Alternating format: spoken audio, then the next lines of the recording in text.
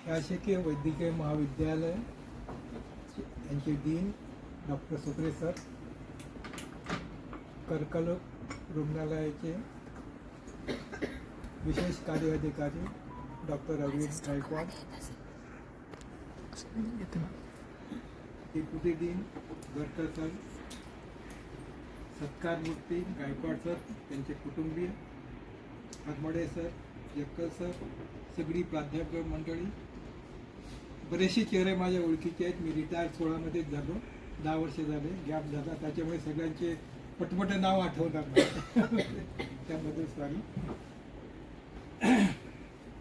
सगळी प्राध्यापक मंडळी, तज्ज्ञ, कर्मचारी, महिला मंडळ. जेव्हा मी 10 वर्षानंतर या कॅम्पसमध्ये आलो, so I was so happy. म्हणजे मला असं वाटलं की मी जसलोक हॉस्पिटलमध्ये आलो किंवा बॉम्बे हॉस्पिटल, कारण अधूनमधून तिकडे जात असतो. इथलं जे क्लिनिनेस आणि हे वातावरण बघून मला तो आभास झाला की I have enter in the Bombay hospital, Jaslok hospital सुद्धा गेलो आणि तिथली सिस्टीम, तिथली शिस्त आणि हे बघितलं तर आय थिंक गायकवाड सरांच्या प्रयत्नाने, तुम्हा सगळ्या लोकांच्या तज्ज्ञ लोकांच्या सहकार्याने आता ह्या इन्स्टिट्यूटने एक उंची गाठलेली आहे, which cannot be compared with any other, which can be compared with the very good institute like AIIMS किंवा जसलोक बॉम्बे. ह्यासाठी बोलता बोलता विषय निघाला म्हणून हे सांगण्याचं प्रयोजन. काल सहजच मी फोन केला, मी म्हटलं गायकवाड सरांशी काही, कालचा रविवार होता, सहजच फोन केला गायकवाड सरांना, म्हटलं कब रिटायर हो गए हो रे. तर ते म्हटलं की बाबा मी उद्याच होतो रिटायर. अरे म्हटलं असं कसं, तर मी म्हणे तुम्हाला बोलवत आहे उद्या. म्हटलं या ठीक आहे. तर मी ह्याच्यासाठी मुद्दामून आलो की माझे सिनियर जे लोक आहेत त्यांच्या भेटी गोटी होतील, ज्युनियरच्या कमीत कमी ओळखी होतील, हा उद्देश ह्यामागे येण्यामागचा होता. आता सत्कारमूर्ती गायकवाड जे आहेत, ज्यांच्यासाठी आपण इथं सगळेजण जमलो, त्यांची सगळ्यात आधी माझी भेट ते नांदेडला जेव्हा तिथं कार्यरत होते तेव्हा झाली. मी परीक्षेनिमित्त तिथं नांदेडच्या मेडिकल कॉलेजला गेलो होतो. परीक्षा सगळ्या अनाटॉमीचे काही लोक होते आणि मी त्यांच्याचकडे होता आणि आम्ही अगदी खेडीमेळीच्या वातावरणात काही प्रसंग सांगतो छोटे छोटे. तर मला किंवा माझे जे अनाटॉमीचे जे प्राध्यापक मंडळी होते त्यांना थोडी नॉनव्हेज खायची इच्छा होती. तर मी त्यांना म्हटलं गायकवाड सर, आपण असं करूया, मी नॉनव्हेज विकत घेऊन येतो आणि आपण घरी स्वयंपाक करू. आणि त्याला संमती दिली त्यांनी की ठीक आहे. आम्ही फक्त हॉस्टेलमधनं चपात्या मागवल्या आणि सगळं नॉनव्हेजचा कार्यक्रम तिथं एक छोटं, ही एक आठवण म्हणून सांगतो. नंतर ते जेव्हा धुळ्याला कार्यरत होते तिथेही परीक्षा निमित्तानं गेलो मी. आणि जेव्हा परीक्षा संपली, TADS म्हटलं गायकवाड सर TADS थोडंसं प्रसंग सांगतो, म्हणजे त्याला थोडंसं म्हणजे घरगुती सारखा फॉर्मॅलिटी होणार नाही. हां, कसं होते, एक ट्रेडिशनल सांगितलं त्याला एक वेगळं स्वरूप आहे, घरगुती सांगितलं. कारण हा सोहळा जरा म्हणजे सेंड ऑफचा असल्यामुळे तर घरगुती त्याच देण्याचा मी त्याला प्रयत्न करतो. तिथं मी गेलो धुळे मेडिकल कॉलेजला, परीक्षा झाली. आणि म्हटलं गायकवाड साहेब जरा आपल्या ते TADS बघा. सर म्हणे हे पैसे घेऊन टाका, हे कागदावर सहाय्य करा. म्हणजे ही वॉज सो म्हणजे काही म्हणजे खूप फॉर्मॅलिटीज न जाता त्यांनी केली. आणि रात्रभर त्यांच्याकडे मी थांबलो, बाजून डबे मागवले होते, रात्रभर तिथं थांबलो. सकाळी आम्ही सगळे झोपीत होतो आणि साधीच गोष्ट आहे. आणि सकाळच्या पोळ्या होत्या बाबा, आणि ते ब्रेकफास्ट नाही म्हणे मी या पोळ्या खाणार. आता हा प्रसंग एवढ्यासाठी सांगतो मी, he is down to earth. म्हणजे रात्रीची पोळी आहे, आपण प्राध्यापक मंडळी कशा खायची. की डाऊन टू अर्थ. एक दुसरी तशीच एक साधी गोष्ट सांगतो. ते जळगावला प्राध्यापक म्हणून होतो, तर त्यांचे काहीतरी जर्नल्स घेऊन जायचं होतं तिथं. तर ते म्हटलं थोडा सर मला तुमच्यासोबत यायचं. ते म्हटलं ठीक आहे. तर जेवायचं कसं, मॉर्निंगचा ब्रेकफास्टचं कसं? नाही म्हणे, मी माझ्या सिस्टरला सांगितलं आहे 1-2 आपण शाळू ज्वारीच्या भाकरी करूच म्हणे, आणि थोडंसं बेटर पिठलं घेऊ. म्हटलं त्याची काही आवश्यकता नाही, रस्त्याने खूप हॉटेल्स आहेत म्हटलं जळगाव रोडनी, कारण अजिंठा वेळोवेळ लागते तर काही जेवण नाही तरी घेऊच म्हणे. तर त्यांनी घरून डबा घेतला आणि तो रस्त्याने निघला. तर हा दुसराही प्रसंग ह्याच्यासाठी सांगतो मी. ही सोप म्हणजे no formality, he is very much down to earth. म्हणजे तर त्याच्यामुळे हा, तर ते धुळ्याला होते, जळगावला होते, नांदेडला होते, आणि बराचसा कालावधी त्यांचा वैद्यकीय महाविद्यालय औरंगाबादमध्ये. आणि ह्या कालावधीमध्ये त्यांच्याशी जो माझा संबंध आला आणि त्यांचे जे काही गुण, त्यांचा जो स्वभाव, जो मला अनुभव आला, तो मी तुमच्याशी अगदी थोडक्यात शेअर करण्याचा प्रयत्न. सगळ्यात चांगला त्यांचा गुण, सगळ्यात चांगला गुण, ही इज व्हेरी इकॉनॉमिकल. प्रत्येक गोष्टी 100 रुपयाची गोष्ट 90 रुपयाला कशी मिळेल हा त्यांचा सततचा प्रयत्न. हा म्हणजे ते घासाघीस करणारच, तो त्याच्यात 5 पैसे कमी करणारच.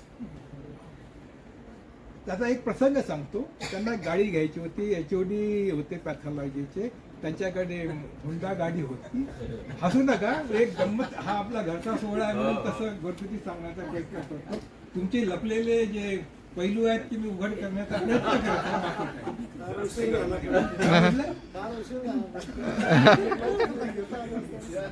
आणि काल मी अचानकच त्यांना फोन केला, त्यांनी मला यायला मिळालं, सगळे जणांना भेटता यावं म्हणून मी आलो आणि बोलण्याचा मला संधी मिळेल त्याच्याबद्दल मी खुश आहे. सेकंड हँड गाडी होती बिंदू सरांची, पण चांगल्या कंडिशनमध्ये होती. त्यावेळेस ती काहीतरी 8 लाख वगैरे किंमत होती. त्यांनी ते विकायला काढली. थोडासा म्हणजे आपल्याला ती गाडी घ्यायची. ते म्हटले 2.5 लाख. सर म्हणजे आपल्याला 2.25च्या खाली घ्यायची नाही. कसं तरी पटवा म्हणे. आम्ही ॲडमिशनमध्ये होतो, आणि शेवटी मी त्याला पठवलं बिंदूला. आमचे कलीग होते ते पॅथॉलॉजी डिपार्टमेंटला. मी त्याला पठवलं, म्हणजे सर तुमची गाडी आहे, एखादी गाडी आहे, त्यांना ती आवडली आहे. He is very close to me, he is also close to you, कारण तुम्ही नांदेडला एकत्र होता. He is my subordinate, he is also your good colleague, so it is your duty to help him, cooperate him. आणि आम्ही 25,000 रुपये कमी केले. आम्ही 25,000 कमी केले. तर कसं होते, हा जो काटेकोरपणा आहे, मी ह्याला हायली इकॉनॉमिक, कंजूसी नाही, काटेकोरपणा असणं आणि कंजूसी वेगळं. तर ही हायली इकॉनॉमिकल. इन्स्ट्रुमेंटसाठी डिपार्टमेंटला समजा 20,000 रुपयाला 1 लाख, त्याच्यात जास्तीत जास्त इन्स्ट्रुमेंट कसे घ्यायचे, आणि इन्स्ट्रुमेंट मिळाल्यानंतरही त्याला लोएस्ट कोटेशन पेक्षाही कमी किमतीत मागायचं, आणि त्याच्यातही काही छोट्या छोट्या गोष्टी मिळवून घ्यायच्या. तर हे प्रत्येकाला साधत नाही, हा त्यांच्याकडनं घेण्याचा अतिशय म्हणजे चांगला त्यांचा गुणधर्म आहे. दुसरा एक चांगला गुणधर्म त्यांच्याविषयी सांगण्याचा प्रयत्न करतो. टाकावातून टिकाऊ वस्तू कशी निर्माण करायची. टाकावातून टिकाऊ वस्तू म्हणजे आता एखादी गोष्ट कंडेम झाली, त्याला ते कंडेम मानत नाही, त्याला ते दुरुस्त करण्याचा प्रयत्न करतील, स्वतः करतील. आमचे जवळजवळ 50% इन्स्ट्रुमेंट दुरुस्त त्यांनीच केले. जे दुरुस्तीसाठी लागतात त्याला अतिशय कमी खर्चामध्ये ते दुरुस्त करतील. एक गमतीचा किस्सा सांगतो मी.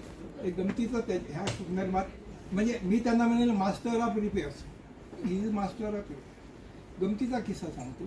त्यांच्या एका रिलेटिव्हची, भावाची कोणाची एक चांगली नवीन गाडी, थोडा प्रॉब्लेम आला, इंजिनमध्ये लिकेज होतो, थोडी सगळं पर्सनल सांगतो हा, वाईट वाटून घेऊ नका काय असं. तर ती पर्सनल गाडी लीक होत होती आणि त्यांनी ती विकायला काढली. अर्थातच म्हणजे नवीन इतकी किंमत येणार नव्हती त्याची. त्यांनी ते ज्या रेटमध्ये ते विकणार होते त्याच रेटमध्ये त्यांनी ती विकत घेतली. आणि यांनी काय केलं बघा, त्यांचं कसं डोकं चालवलं, म्हणजे माझ्याही डोक्याच्या पलीकडे गेलं. ते म्हणे मी बॉम्बेला भेंडी बाजारमध्ये गेलो, तिथं नवीन जुन्या गाड्याचे पार्ट्स विकले, म्हणजे भंगारासाठी विकलेले असतात, ॲक्सिडेंटचे वगैरे डमक गाड्या आल्या, त्याच गाडीचं मॉडेल शोधलं, त्याच गाडीचं इंजिन बघितलं, जो पार्ट खराब झाला होता तो तिथून अतिशय कमी किमतीमध्ये तो विकत घेतला, तो त्याला फिट केला आणि ती गाडी नवीन सारखी चालू लागली. तर माझ्या ते डोक्यावरून असं गेलं की बघ, म्हणजे टाकावातून टिकाऊ वस्तू कशी तयार करायची हे शिकायचं असेल तुम्हाला, हे साधी गोष्ट आहे. पण कुठली गोष्ट फेकून द्यायची नाही, शिकायचं असेल हे त्यांच्या. एक आणखी गोष्ट त्यांच्याविषयी सांगतो, टाइम मॅनेजमेंट शिकायचं असेल त्यांच्याकडनं शिकायचं. समजा क्लासमध्ये म्हणजे महिन्यामध्ये समजा त्यांच्या हिशोबाला 2-3 लेक्चर्स आले, 2-3 परीक्षा आहेत, जाता जाता फॅमिली म्हणजे नगरला समजा फॅमिलीला भेटून जायचं, तो ते असे ऑर्गनाईज करतात की ते त्यांचं एकही म्हणजे हे मिस होत नाही. म्हणजे कसे ते आता ते रिझर्वेशन असो नसो ते बसनी जातील, ट्रेनमध्ये तसेच ओढतील, त्या टीटीला हे करतील, पण ते ही मॅनेजेस एवढी ही मॅनेजेस द शो. मला म्हटलं कोणी बॉम्बेला आता जा तर मी इतका घाबरून जाईल की रिझर्वेशन कसं मिळेल, ही घाबरणार नाही कधी. ही सरळ बॅग घेतील, ही बस स्टँडला जातील, जी गाडी मिळेल पॅसेंजर असो एक्सप्रेस होतं त्याच्यात मनमाडला जातील किंवा बस सरळ काही न विचार करता बस स्टँडला जातील, ती कुठेतरी जातील आणि will go he sees that he goes to Mumbai, get the work done काम. तर हे जे काय टाईम मॅनेजमेंट आहे, हे जर शिकायचं असेल तर आपण डॉक्टर गायकवाड यांच्याकडनं शिकायला पाहिजे. स्मृती मॅडमनी सांगितलं शेतीमध्ये त्यांचा बराच इंटरेस्ट आहे, बरीचशी झाडे लावले आहेत, पण त्यांनी आंबे कोणाला खाऊ दिले नाही. ते खाऊ द्यायला देतील ते तसं त्याचं, पण ते विसरून गेले. त्याच्यामध्ये मी एक ॲडिशन करतो, मी जेव्हा प्राध्यापक होतो त्यांनी गोट फार्माचा म्हणजे मी पोल्ट्री फार्म केला, म्हणजे तुम्ही व्हेरी फार्म म्हणजे मी पण पोल्ट्री फार्म करत होते इथं पिसा देवीला, माझा पोल्ट्री फार्म होता. त्यांनी पण गोट फार्म टाकलेला होता. आता तो कितपत चालला नंतर त्यांच्याशी माझा काही संपर्क झाला नाही ह्या विषयावर. तर तसं कौटुंबिक लाईफ त्यांचं आधी कम्फर्टेबल आहे, मुलगी चांगली वेल टू डू आहे, मुलगा चांगला वेल टू डू आहे. आणि जमिनीबद्दल त्यांचं आकर्षण, त्यांचे आईचं काहीतरी गावाकडे काहीतरी शेतीचा वाद होता, तो त्यांनी सॉल्व केला, त्याच्याहीकडे लक्ष दिलं त्यांनी. मी जर रॉंग नसेल तर इथली जमीन जी वाळूची आहे त्याच्याकडे ते चांगलं, म्हणजे हे सगळं व्याप करतात, ह्या सगळा कॉलेजचा व्याप करून करतात. म्हणजे असं म्हणजे तिकडे देण्यासाठी म्हणजे इकडे काही चाट मारायची किंवा यायचं नाही असं नाही. तुमचे 10 ते 5 संपूर्ण इथं राहणार आणि ते मग बाकीचे काम. आणि कोणाला ते कंप्लेंट करायचं काही त्यांना चान्सच देत नाही. आज ते रिटायर होत आहेत, तर त्यानिमित्ताने मला इथे यायला मिळालं, थोडंसं तुमच्याशी बोलायला मिळालं, त्याच्याबद्दल मी खूप आनंदी आहे. सुकळे साहेब, अरविंद गायकवाड सर, गरकल सर, सगळे बहुतेक माझे अर्धे चेहरे माझ्या ओळखीचे आहेत. तर त्यांना काय म्हटलं, येस. तर त्याच्यामुळे मला जेव्हा माझी जुने लोक भेटतात ते मला खूप आनंद होतो. आणि सगळ्यात आनंद मला केव्हा झाला जेव्हा मी एंट्री मारली. So I felt that I mean just no hospital. म्हटलं असं इतकं क्लिनलीनेस, इतके सगळे वेल टू डू आणि इकडे तर म्हणजे I was highly impressed. So credit goes to all the specialist, प्राध्यापक अरविंद सर, सुकळे सर, गडकर, सगळं म्हणजे ह्याच्यामध्ये सगळ्यांचा असा इतका फार मोठा वाटा आहे. Me even I was in America for 2 months. माझ्या 2 डॉटर्स तिकडे असतात. तर तिथल्या हॉस्पिटलमध्ये इथं आता तुमच्यासोबत बोलताना असं वाटतंय I mean America. I mean America.